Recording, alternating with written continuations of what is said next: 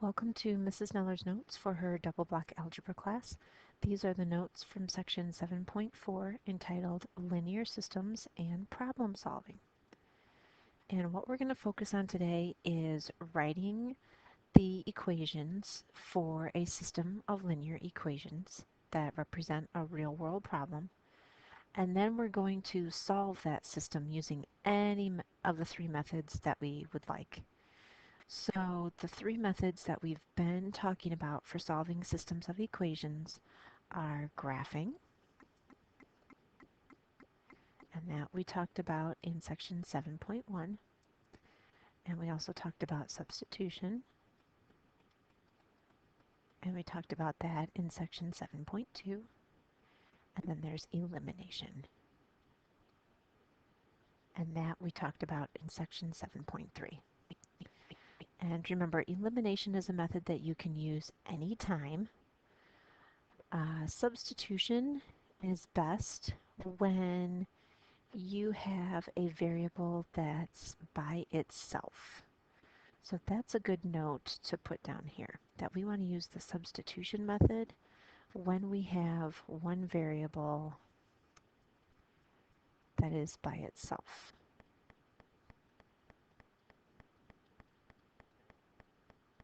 Because when we are using the substitution method, we might have to solve for that variable and then substitute it into the other equation.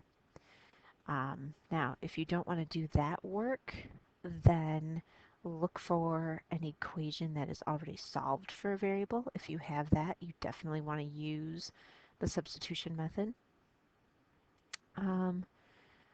Elimination is going to be the best and the fastest. You definitely want to use elimination when there's no variable by itself.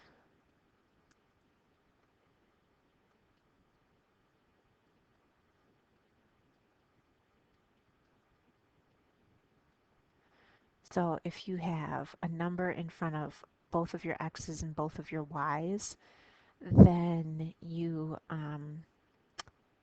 have to make sure that you multiply by something so you get the same number but with opposite signs.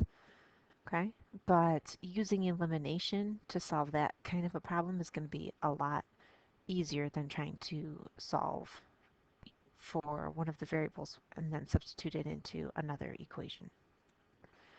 And then as far as graphing, graphing's pretty time consuming, so I'm just going to say that it's not recommended. It's good so that you can see what is going on with the equations, so you can see if they're going to cross or not, if the lines are going to cross. But it's time consuming. You have to solve both equations for y, you have to get graph paper, you have to graph them, so it's kind of time consuming. So I would say elimination is best, and then probably substitution, and then save graphing as your last resort. Okay, so here's a couple of systems that we're going to work on today. For example 1, we have an A, B, and then we also have a C and a D. Okay, and basically we want to go through and we want to look at these and we want to see whether or not we should use substitution or elimination or graphing. Okay, now I know I said to not use graphing, but we still want to consider it. You know, if both equations were already solved for y, we could graph both of them. Then it would be pretty quick. Okay, but for part A here, you want to see if there's any variables that are by themselves. And here we have a y that's by itself. Remember, when I say by itself, it means that there's a 1 in front of it. So this one we could solve for y and then substitute it into the other equation. We could do that. We could definitely do this problem with substitution. However, I've also noticed that the x's have a 2 and a negative 2. So they have the same number but with opposite signs. And that's what you want to look for to do elimination. So since this one is already set up that way, I think doing elimination on this one, whoa, and just adding up the columns will be a lot easier than trying to solve this bottom equation for y. So when I add, my x's are going to cancel, and then I get 4y equals 32. And then when I divide by 4, I get 8. So look at that. I did 2 steps, and I already have half of my answer. And now I'm just going to substitute that back into either equation. Remember, it doesn't matter which one. I'm going to pick the bottom one just because it looks a little easier. It's got a 1 in front of the y. It's got smaller numbers. Top equation has a 36. Okay, so I'll do negative 2x plus 8 equals negative 4. So I'm going to subtract the 8 over. So I get negative 2x equals negative 12. And then when I divide by that negative 2, I'll get 6. So my answer then, my ordered pair will be 6, 8. So that's where those lines would cross if I graphed both of them. Okay, now for part B, again, we want to look and see if there's an equation that's already solved. And lucky for us, this bottom equation is already solved for y. So I'm not going to rewrite this and put this in standard form and then do elimination. Okay, that would be a lot of work. Since this is already solved for y, I'm just going to use substitution. And I'm just going to substitute it right into the other equation where the y is. So I have my 4x plus 3y equals 31. But remember, instead of putting the y in that spot, I'm going to put what y is, the 2x plus 7. So let me erase a little bit there. Okay, so I'm going to have the 3 still, but instead of y, I'm going to have the 2x plus 7. And then I'll just scooch the equals 31 over. Okay, then I'm going to distribute. And so now I'll have just the x variable that I'm going to be solving for. That's what makes the substitution method so nice, is that it takes away that second variable and leaves you just with one variable. So I'm going to combine like terms here. Remember, the 4 and the 6x are both on the same side, so I can just add them. Then I'll subtract the 21. And then when I divide by 10, I'll get 1. So that one had a little more work, a little more algebra, but that's okay. And now that I know that x is 1, I'm going to substitute it back into this bottom equation. So y equals 2 times 1 plus 7, and now I'll be able to solve for y. 2 plus 7 is 9, so y is 9. So my answer then will be 1, 9. And remember, you can check that solution. You can take 1 and 9 and substitute them back into x and y in your original equations, and you should get a true statement. So 4 times 1 is 4, 9 times 3 is 27, and 27 plus 4 is 31. And then 2 times 1 is 2, plus 7 is 9, and y is 9. So if you're unsure of your answer, you can always double check it that way. Okay, for part C, I do have a variable that is by itself here. I have the x. That one's by itself. So I could solve that top equation for x and substitute it into the other one. I do also have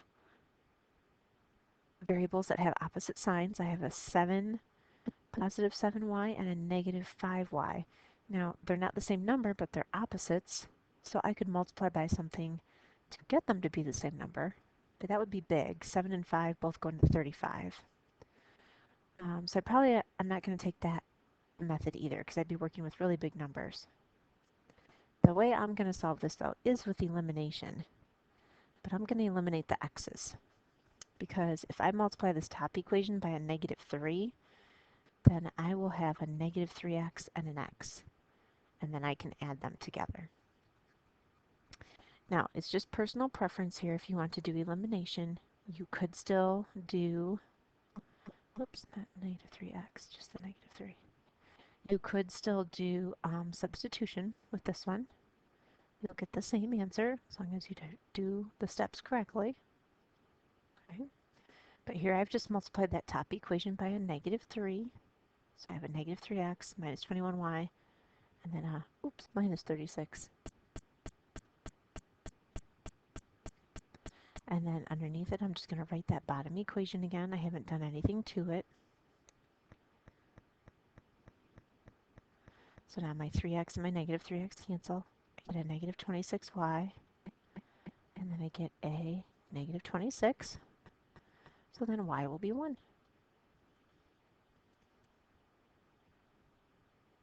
And then I have to substitute back in. So I'm going to substitute it into the top equation.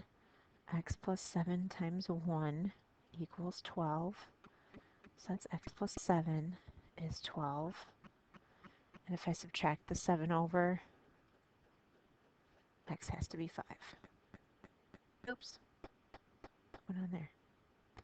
There we go, 5. So my answer then is going to be 5, 1.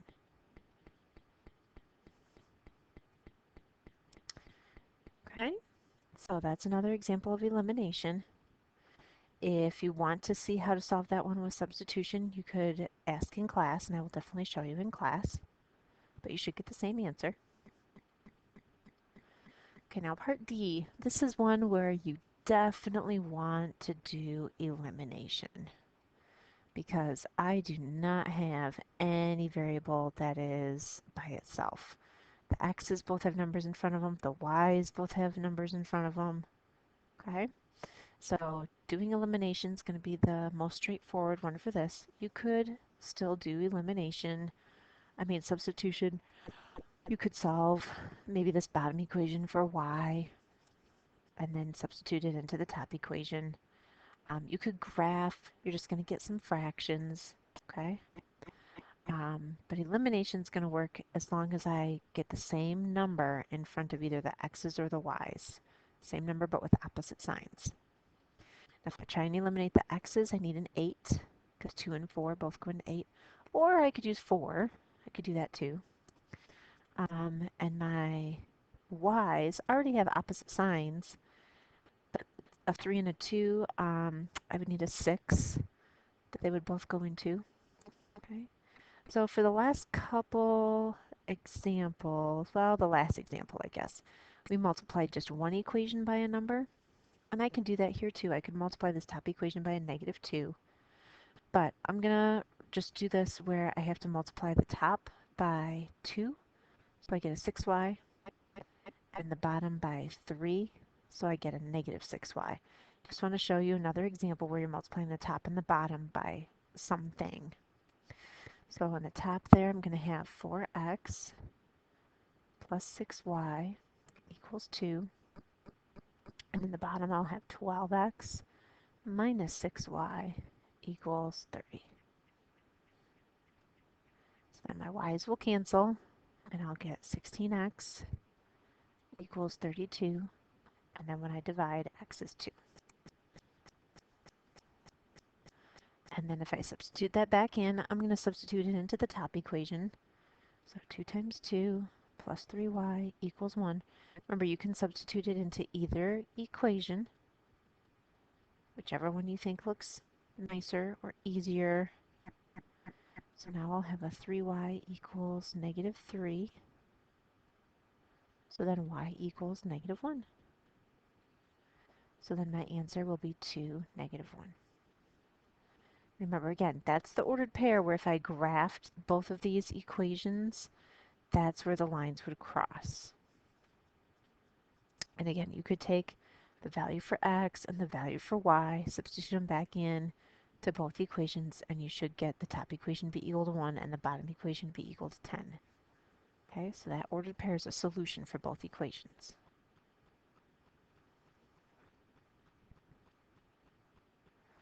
Okay, so now for example 2 and example 3, we've got some word problems, and we're going to write the system first and then solve it using any method we want. Okay, and again, you could graph, but probably substitution or elimination is what we're going to be doing. Okay, so you have $2.65 in your pocket. You have a total of 16 coins with only quarters and dimes. So let Q equal the number of quarters and D equal the number of dimes. How many of each coin do you have?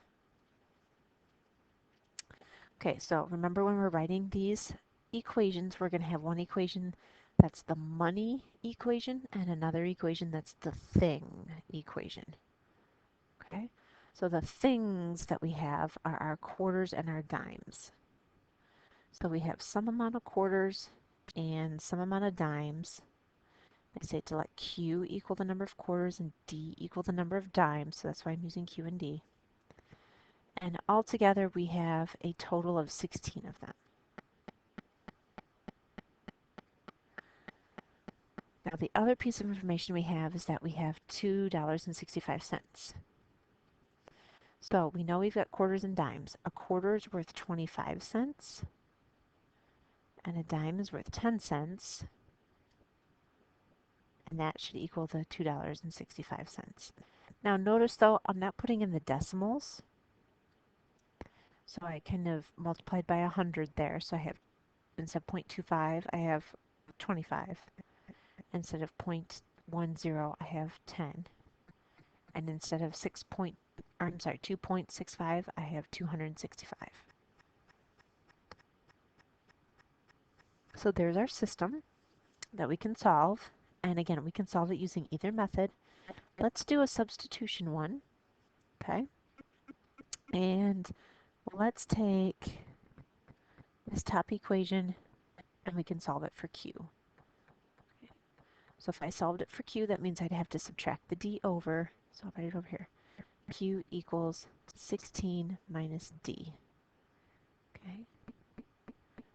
So that's the same equation as the one that's in the box there. It's just rewritten. The D has been subtracted over. So then I will put that equation, 16 minus D, into the other equation where the Q is.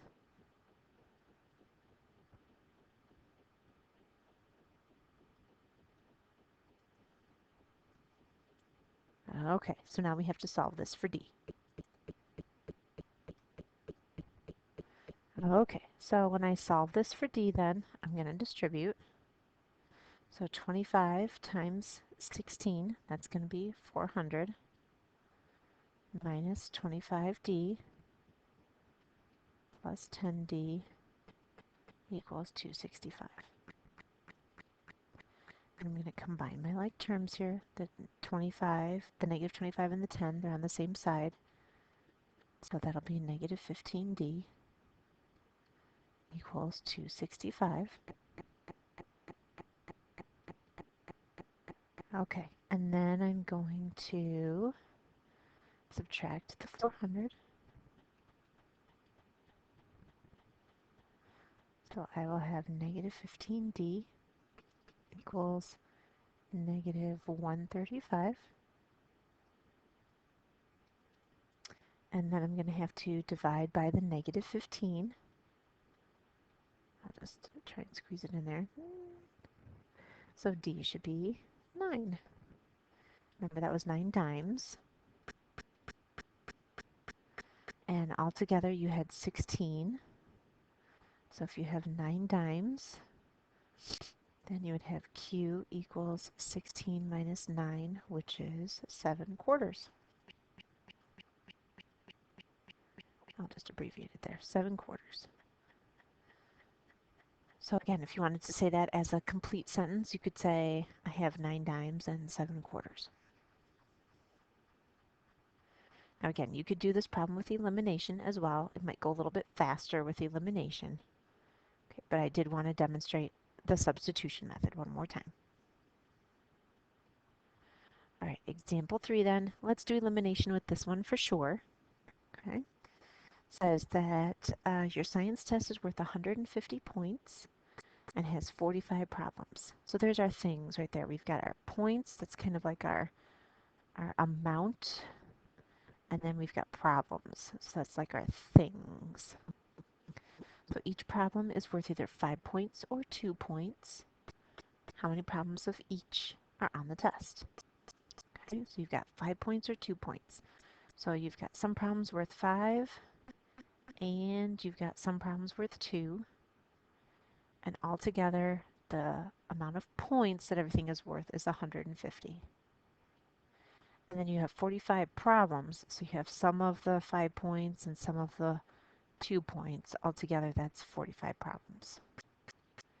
Okay, so there's our equations for the amount or the points, and then our things, which is the kinds of questions. So if I'm going to solve this with elimination, I probably would want to, let's see, if I try to eliminate the x's, I'd have a 5 and a negative 5. But the 2 and the negative 2 would eliminate the y's. And 2 is a little bit smaller than 5. So I'm going to multiply everything in the bottom by a negative 2. So I'll still have my top equation that I haven't done anything to. And then I'll have my bottom equation. Negative 2x minus 2y equals negative 90. So there my y's eliminate. So I'll get 3x equals 60. So then x is 20. Okay, now x was the problems that were worth 5 points. So I'm going to have 20 of the 5-point problems.